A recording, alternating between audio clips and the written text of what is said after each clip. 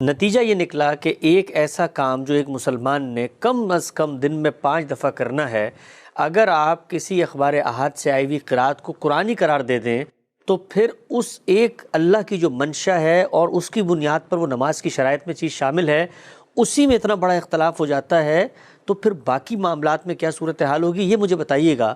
یہ تو آپ نے گفتگو کر دی کہ قرأت نقل ہوئی اور پھر لوگوں نے اس کو اس طرح سمجھا اور مسا، کیا حقیقت میں بھی خارج میں بھی یہ ہوا کہ پھر کیا مطلب لوگوں نے پیر کا وضو میں مسا کرنا شروع کیا کیا پھر؟ جی بالکل ایسے ہی ہے۔ ہمارے یہاں ایک مسلمانوں کا پورا گروہ ہے جو اسی قرأت سے استدلال کرتا ہے، یعنی جو دوسری قرأت نقل ہوئی ہے ارجلکم کی، اس سے استدلال کرتا ہے، پھر بعض روایات کو بھی اپنی دلیل کے طور پر پیش کرتا ہے اور یہ کہتا ہے کہ اللہ تعالیٰ کا حکم یہی ہے کہ پاؤں کا مسح کیا۔ مثالیں پیش کر رہا ہوں، ان میں سے پہلی مثال کا تعلق سورہ مائدہ کی آیت 6 سے ہے۔ سورہ مائدہ کی آیت 6 وضو سے متعلق ہے۔ وضو اور تیمم کے بارے میں اللہ تعالیٰ نے اپنا حکم بیان کیا ہے۔ جی میں پہلے آیت پڑھ رہا ہوں۔ ارشاد فرمایا ہے، یا ایھا الذین آمنوا اذا قمتم الی الصلاۃ فاغسلوا وجوہکم وایدیکم الی المرافق وامسحوا برؤوسکم وارجلکم الی الکعبین۔ ٹھیک، اس میں یہ بیان کیا گیا ہے کہ ایمان والو، تم جب نماز کے لیے اٹھو تو تمہیں کیا اہتمام کرنا ہے۔ ترجمہ ہے، ایمان والو جب نماز کے لیے اٹھو تو اپنے منہ اور ہاتھ کوہنیوں تک دھو لو۔ اس کے لیے عربی زبان کے الفاظ یہ ہیں، فَاغْسِلُوا وَجُوهَكُمْ وَأَيْدِيَكُمْ إِلَى الْمَرَافِقِ۔ فَاغْسِلُوا دھو لو، عربی زبان میں جس طرح غسل ہمارے ہاں ہے یہ وہی لفظ ہے، ٹھیک، یہ فعل استعمال ہوتا ہے۔ یہ آپ جانتے ہیں کہ عربی زبان میں جب آپ فعل استعمال کرتے ہیں اور اس کے بعد کسی چیز کو یا کسی لفظ کو اس کا مفعول بناتے ہیں تو وہ منصوب ہو جاتا ہے، یعنی فعل جس پر کام کر رہا ہے اس پر نصب آتا ہے۔ ہماری زبان میں جس کو زبر کہتے ہیں، ہم کہتے ہیں نا زیر زبر۔ تو میں یہ پہلے عرض کر چکا ہوں کہ عربی زبان میں جب قرأت ثبت کی جائے گی تو وہ کس طرح ثبت کی جائے گی، اس کے لیے یہی علامتیں ہیں، یعنی نصب ہے، جر ہے، ضمہ ہے، یہ علامتیں ہیں جن کے ذریعے سے ہم قرأت کو منتقل کرتے ہیں۔ ضمہ ہے، رفع ہے۔ تو یہاں کیا ہوا ہے؟ یہاں یہ ہوا ہے کہ فغسلو کا فعل استعمال کیا ہے۔ فغسلو کے فعل کے بعد اس کا مفعول بیان ہوا ہے، اور وہ دو بیان ہوئے ہیں، ایک وجوہ اور ایک ایدی۔ ٹھیک، وجوہ کیا ہے؟ چہرے، ایدی کیا ہے؟ ہاتھ۔ اب ان پر نصب آئے گا، یعنی عربی زبان میں یہ ضروری ہے کہ آپ جب لفظ کو اس کی جگہ پر رکھیں تو اس کے محل کے لحاظ سے اس کے اعراب بولیں۔ جی، یعنی اگر آپ نے فاعل کسی کو بتانا ہے، فعل کسی کو بتانا ہے، آپ نے مبتدا بتانا ہے، آپ نے خبر بتانی ہے، تو ایک تو ان کا محل ہوگا، یعنی انہیں آپ کہاں رکھیں گے، اور دوسرے یہ کہ اس محل کے لحاظ سے ان پر کوئی علامت بھی آئے گی۔ تو یہاں یہ نصب کی علامت آ گئی ہے۔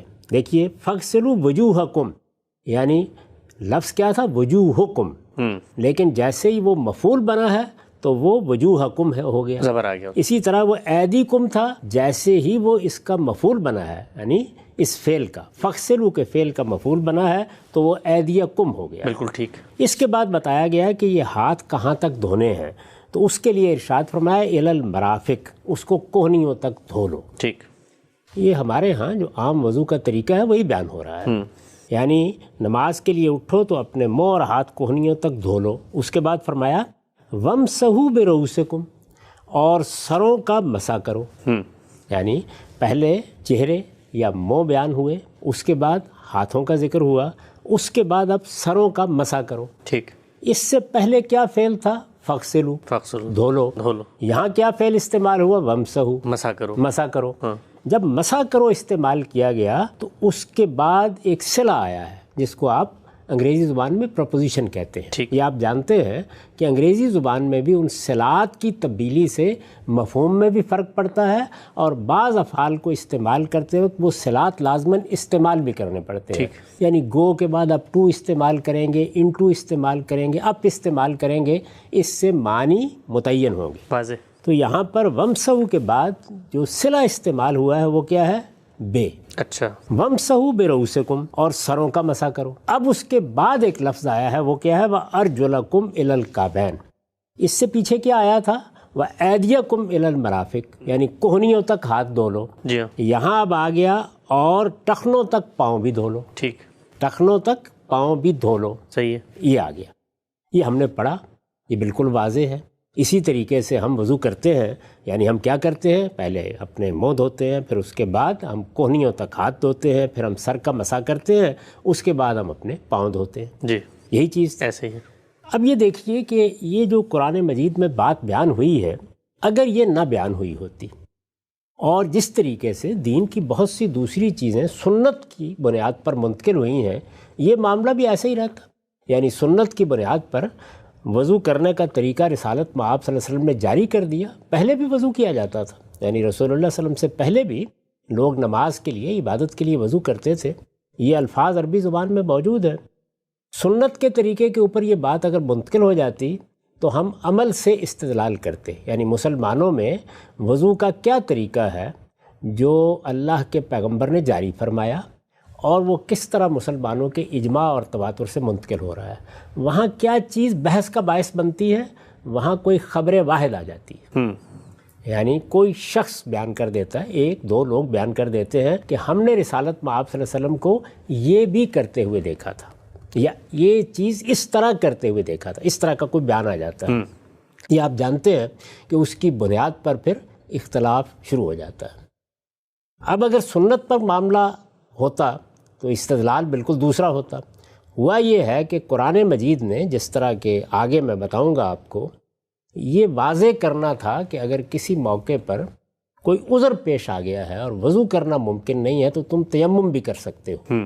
اس کے لیے جب تمہید باندھی ہے تو وضو کے طریقے کو بھی دہرا دیا ہے. اچھا. درا حالے کہ لوگ پہلے ہی سے وضو کر رہے تھے, اس کو دہرا دیا ہے. اب جب اس کو دہرایا ہے تو وہاں پر ایک مشکل پیدا ہو گئی ہے.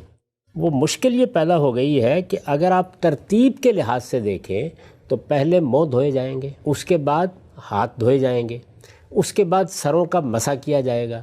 اب مسح آ گیا درمیان میں, یعنی اگر سر بھی دھوئے جاتے تو کوئی مسئلہ نہ پیدا ہوتا. ٹھیک ہے. تیسرے مرحلے پر منہ اور ہاتھوں کے بعد مسح کا ذکر کرنا ناگزیر ہو گیا. اب پاؤں اس کے بعد دھوئے جانے ہیں ترتیب کے لحاظ سے. ترتیب کے لحاظ سے. ٹھیک ہے. یعنی اگر آپ اس ترتیب کا لحاظ نہ کریں تو پھر تو پیچھے لے آئے پاؤں کو. ظاہر ہے کہ اس کو آپ پیچھے بیان کریں گے نا. پھر یعنی پھر آپ یوں بیان کریں گے کہ وہ چیزیں جن کو دھونا ہے ان کو پہلے بیان کر دیں. ٹھیک ہے. اور آخر میں مسح کا ذکر کر دیں. صحیح ہے. آپ کو اس کا لحاظ کرنا ہے کہ دھونے کی چیزیں بھی بیان ہوں, مسح بھی بیان ہو, اور ترتیب بھی قائم رہے, تاکہ ترتیب کے بارے میں کوئی غلط فہمی پیدا نہ ہو جائے. سنت میں وضو جس طریقے سے بھی منتقل ہوتا, اگر قرآن مجید بیان کرتے وقت ترتیب دوسری کر دیتا تو ظاہر ہے کہ وہی بنا استدلال بن جاتی. تو اب قرآن مجید نے اس ترتیب کو قائم رکھنا ہے, اس ترتیب کو قائم رکھ کر پورے حکم کو بیان کرنا ہے. جب قرآن مجید نے ترتیب کو قائم رکھنا ہے اور قائم رکھ کے اس حکم کو بیان کرنا ہے تو ارجلکم یعنی پاؤں کا ذکر ظاہر ہے اس کے بعد آنا چاہیے. جب اس کے بعد آئے گا تو میں نے ابھی آپ کو بتایا کہ جب ایک فعل ہم استعمال کرتے ہیں تو وہ فعل اپنے مفعول کو منسوب کر دیتا ہے, اس پر نصب آ جاتا ہے. آپ اردو زبان میں لوگوں کو سمجھائیے تو اس پر ایک زبر لگانا پڑتا ہے. ایک زبر آپ اس کے اوپر پڑھیں گے, یعنی وجوہکم کو وجوہکم پڑھیں گے. تو یہاں پر ارجلکم ہے, یعنی پاؤں کو عربی زبان میں یہی کہیں گے نا. اصل لفظ کیا ہوگا؟ ارجلکم. اب جب آپ نے اس کو مفعول کی جگہ پہ رکھ دیا تو کیا پڑھنا چاہیے؟ ارجلکم زبر آ جائے گا. اور اگر آپ اس کو مسح سے متعلق کرنا چاہتے ہیں تو اس پر ایک بے آ چکا ہے. یعنی اس فعل کی یہ ضرورت ہے, ومسو کے فعل کی یہ ضرورت ہے کہ وہ جس مفعول سے متعلق ہو اس پر ایک صلہ آئے, اور وہ کیا صلہ ہے؟ بے کا صلہ. ٹھیک. اب اگر بے کا صلہ آئے گا تو وہ جر دے دے گا. بے ہمیشہ کسرہ دیتا ہے جو آگے آ رہا ہوتا ہے, یعنی ظاہر ہے کہ وہ حرف جر ہے, وہ جر دے دے گا. تو پھر ومسحوا برؤوسکم اور ومسحوا بارجلکم ہو جائے گا. ٹھیک ہے. ایسا ہی ہونا چاہیے اگر مسح سے متعلق ہے پیر, اگر وہ مسح سے متعلق ہے. اس کو آپ تھوڑی دیر کے لیے تصور کر لیں کہ ہم نے تمام اعراب سے مجرد کر دیا. اچھا. یعنی اس وقت تو قرات ثبت ہے تو ہم نے مجرد کر دیا, یعنی اعراب ختم کر دیے. یاد کیجئے میں نے کیا عرض کیا تھا. میں نے یہ عرض کیا تھا کہ جس وقت قرآن نازل ہوا تو حفاظ قرات کرتے تھے, یعنی قرات کس طریقے سے منتقل ہو رہی تھی؟ حفاظ کے ذریعے سے. اور لوگ جب قرآن مجید کو لکھ لیتے تھے, ظاہر ہے کہ ہر آدمی تو حافظ نہیں ہو جاتا تھا، تو لوگ لکھتے تھے، جو لکھنا جانتے تھے یا کسی سے لکھوا لیتے تھے، لکھا ہوا متن جب وہ پڑھتے تھے تو اس میں خود قاری کا فہم داخل ہو جاتا تھا، اس لیے کہ قرات اس پر ثبت نہیں تھی۔ ٹھیک، یہ قرات تو بنو امیہ کے دور میں آ کر ثبت ہوئی، ہم اس کی پوری تاریخ بیان کر چکے ہیں، یعنی مصحف پر ثبت ہوئی۔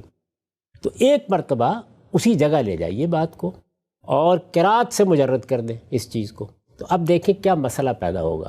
مسئلہ یہ پیدا ہوگا کہ جب آدمی اس کو پڑھے گا اور یہ دیکھے گا کہ وَمْسَحُوا بِرُؤُوسِکُم کے بعد یہ لفظ لکھا ہوا ہے، تو وہ اس کو وَمْسَحُوا سے متعلق کر کے ارجلکم پڑھ دیں، یعنی فوراً جو قریبی فعل ہے جو ساتھ جڑی ہوئی چیز ہے کہ وہ اس کے ساتھ ہے، یعنی یہ اس کو کون بتائے گا کہ اس لفظ کو منسوب ہونا ہے، وہ یہ پڑھ دے گا جی۔ اچھا، اس کے بعد کیا مسئلہ پیدا ہو جائے گا؟ جیسے ہی وہ اس طریقے سے اس کو پڑھے گا تو آگے اس کے لکھا ہوا ہے اِلَى الْكَعْبَيْنِ، یعنی پاؤں ٹخنوں تک۔ اب جب آپ کہیں گے پاؤں ٹخنوں تک تو یہ سوال پیدا ہوگا کہ پھر مسح میں یہ بیان کرنے کی کیا ضرورت ہے؟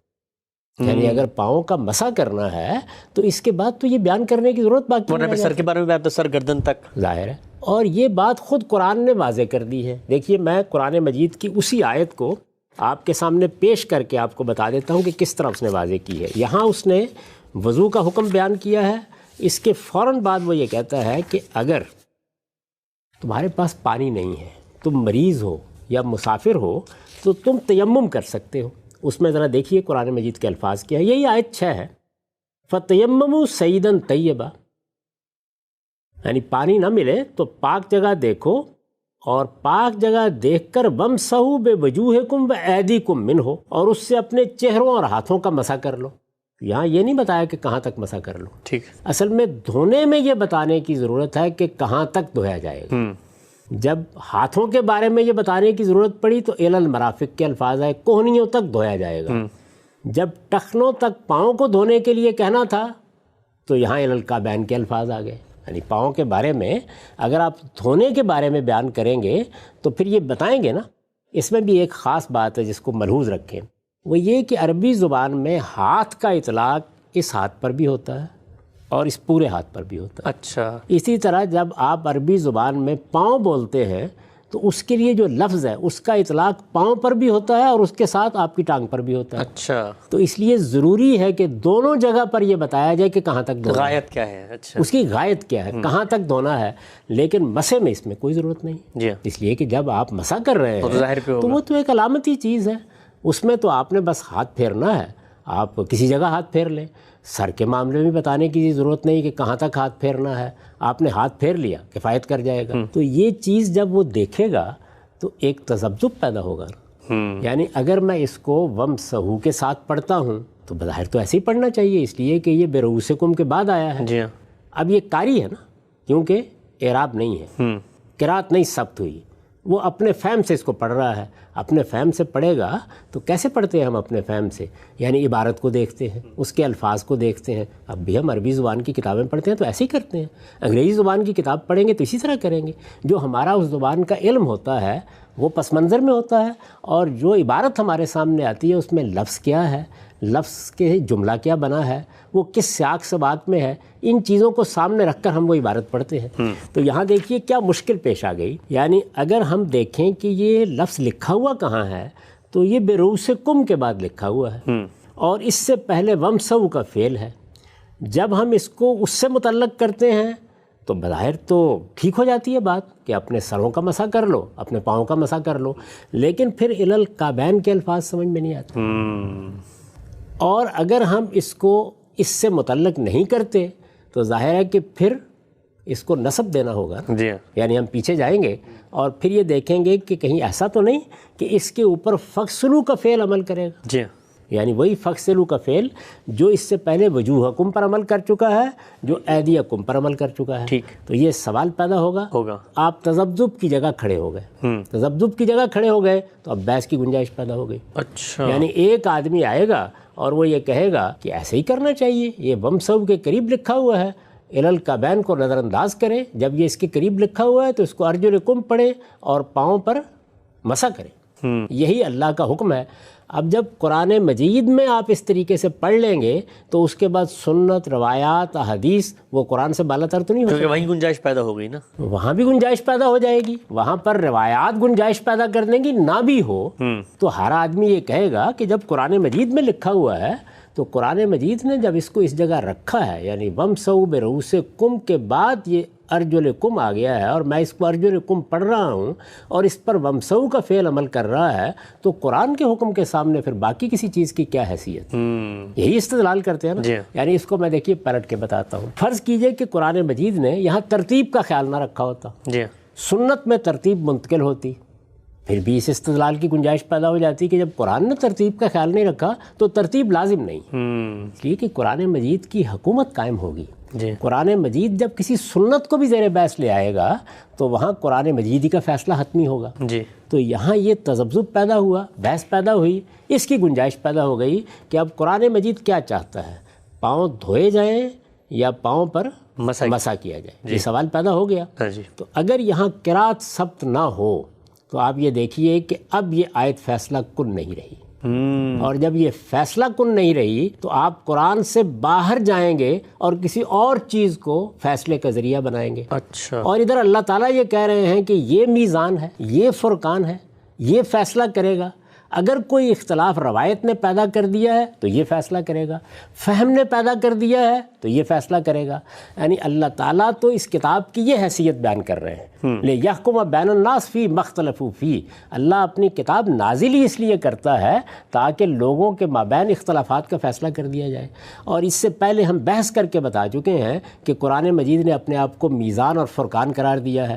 جیسے ہی آپ نے اس کو قرات سے مجرد کر دیا، یعنی آیت 6 کو قرات سے مجرد کر دیا، تو یہ سارے سوالات پیدا ہو گئے۔ اور جیسے ہی آپ نے اس پر قرات ثبت کر دی تو اب دیکھیے کیا ہوا، قرات کے ثبت کر دینے کے بعد یہ واضح ہو گیا کہ اس کا تعلق وَمْسَحُوا کے فعل سے نہیں ہے۔ یہ واضح ہو گیا کہ اس پر پیچھے جو فَغْسِلُوا کا فعل آیا ہے دھونے کا، وہ عمل کرے گا، اس لیے کہ یہ منسوب ہو گیا۔ تو اب یہ بحث ختم ہو گئی۔ اس میں ایک اور بحث کوئی آدمی پیدا کر سکتا تھا، وہ بحث یہ پیدا کر سکتا تھا کہ آخر نزع خافظ کی بنیاد پر بھی تو بارہا نصب آ جاتا ہے۔ نزع خافظ کیا؟ یعنی آپ نے کسی ایسے لفظ پر اس کو معطوف کر دیا ہے جس پر حرف جر آیا ہوا تھا اور محل اس کا مفعول کا تھا۔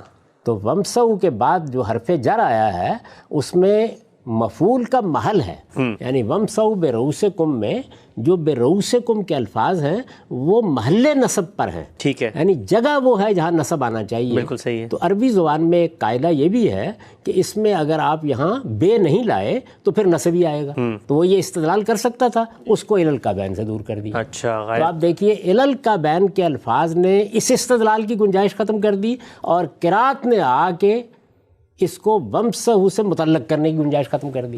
تو اس طریقے سے یہ قرات ایک بالکل حتمی جگہ پر آپ کو لے گئی کہ ہم نے پاؤں دھونے ہیں۔ اب کوئی روایتوں میں اختلاف ہو رہا ہو یا دائیں بائیں کی چیز بیان ہو رہی ہو، وہ سب قرآن کے تابع ہو کر قرآن مجید اس قرات کے تحت جس کی ہم کو پیروی کا حکم دیا گیا ہے بالکل اس جگہ پر آ کر کھڑی ہو جائے گی کہ قرآن کا ایک سچا طالب علم جو تعصبات سے بالا تر ہو کر قرآن کو سمجھنا چاہتا ہے، بغیر کسی تردد کے یہ فیصلہ کرے کہ دو چیزیں اس آیت سے بالکل واضح ہو جاتی ہیں۔ ایک یہ کہ وضو میں ترتیب ضروری ہے کیونکہ اللہ تعالیٰ نے اتنا اہتمام کیا ہے اس ترتیب کو قائم رکھنے کا، اور دوسرے یہ کہ پاؤں دھوئے جائیں گے، پاؤں کا مسح نہیں کیا جائے گا۔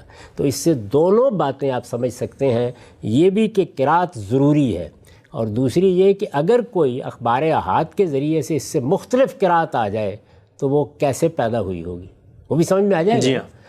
کیسے پیدا ہوئی ہوگی؟ اسی طرح جیسے ہم اس کی تاریخ بیان کر چکے ہیں کہ جب قرآن پر یہ قرات ثبت نہیں ہوئی تھی، جب لوگ اس کو اپنے طور پر لکھ لیتے تھے، جب زمانہ نزول میں اس کو وہ اپنے فہم سے پڑھتے تھے، اس میں پورا امکان ہے کہ کسی صحابی نے اس کو ارجلکم پڑھ دیا، یعنی اس کی توجہ نہیں ہوئی اس جانب کہ آگے الل کا بین بھی ہے، اس نے اس طریقے سے پڑھ دیا تو روایت میں آ گیا تو آگے جب قاری حضرات پیدا ہوئے اور انہوں نے اپنا اختیار ترتیب دینا شروع کیا تو وہ روایت انہوں نے قبول کر لی۔ دونوں باتیں واضح ہو گئی جی۔ یعنی یہ کیسے ہو سکتا ہے وہ بھی میں نے عرض کر دیا. جب آپ قرات سے اس کو مجرد کر دیں گے تو کسی قاری کے اس طرح پڑھنے کا امکان پیدا ہو گیا، اور اگر آپ اس کو اس قرات کے ساتھ نہیں پڑھیں گے تو وہ سارے سوالات پیدا ہو گئے. تو میں نے اس بات کو واضح کرنے کی کوشش کی ہے کہ قرآن مجید کی قرات کیوں ضروری ہے، اور ایک ہی قرات کیوں ضروری ہے. وہ میزان اور فرقان کی حیثیت سے اپنی اس حیثیت کو برقرار ہی نہیں رکھ سکتا اگر اس کا متن اس قرات کے ساتھ منتقل نہ ہو. ٹھیک. اچھا غلام صاحب، یہ آپ نے بڑی ہی جس کو آپ کہتے ہیں نازک بحث تھی، اور چونکہ ایک فنی بحث ہے، فعل مفعول اور چیزیں عام طور پر لوگ اس سے واقف نہیں ہوتے، ایک سادہ زبان میں آپ نے لوگوں کو سمجھانے کی کوشش کی. نتیجہ یہ نکلا کہ ایک ایسا کام جو ایک مسلمان نے کم از کم دن میں 5 دفعہ کرنا ہے، اگر آپ کسی اخبار احاد سے آئی ہوئی قرات کو قرآنی قرار دے دیں تو پھر اس ایک اللہ کی جو منشا ہے اور اس کی بنیاد پر وہ نماز کی شرائط میں چیز شامل ہے، اسی میں اتنا بڑا اختلاف ہو جاتا ہے، تو پھر باقی معاملات میں کیا صورتحال ہوگی، یہ مجھے بتائیے گا. یہ تو آپ نے گفتگو کر دی کہ قرات نقل ہوئی اور پھر لوگوں نے اس کو اس طرح سمجھا اور مسا. کیا حقیقت میں بھی خارج میں بھی یہ ہوا کہ پھر کیا مطلب لوگوں نے پیر کا وضو میں مسا کرنا شروع کیا کیا پھر؟ یہ بالکل ایسے ہی ہے. ہمارے یہاں ایک مسلمانوں کا پورا گروہ ہے جو اسی قرات سے استدلال کرتا ہے، یعنی جو دوسری قرات نقل ہوئی ہے ارجلکم کی، اس سے استدلال کرتا ہے. پھر بعض روایات کو بھی اپنی دلیل کے طور پر پیش کرتا ہے، اور یہ کہتا ہے کہ اللہ تعالیٰ کا حکم یہی ہے کہ پاؤں کا مسح کیا جائے گا، یعنی وضو میں پاؤں دھونا ضروری نہیں ہے. تو یہ سب پیدا ہو گیا. اچھا. یہ ہوا. اب ظاہر ہے کہ اس میں آپ اگر فیصلہ کرنا چاہتے ہیں تو قرآن مجید کو فیصلہ کن ہونا چاہیے نا. تو میں نے آپ کو بتایا وہ کیسے فیصلہ کن ہوا ہے. یعنی پہلی چیز یہ کہ رسالت مآب صلی اللہ علیہ وسلم سے جو قرات ارضائے اخیرہ میں نقل ہوئی اور پھر اس کے مصحف پر ثبت کی گئی، اس قرات میں ارجلکم ہے، ارجلکم نہیں ہے. ٹھیک. پہلی بات یہ ہوئی. دوسرے یہ کہ قرآن نے اپنے متن میں الی الکعبین کے الفاظ رکھ کے بتا دیا کہ آپ یہاں دھونے کے سوا اور کوئی مدعا بیان کر ہی نہیں سکتے. تو دونوں چیزوں نے مل کر قرآن مجید کو ایک حتمی حجت کی حیثیت سے پیش کر دیا کہ پاؤں دھوئے جائیں.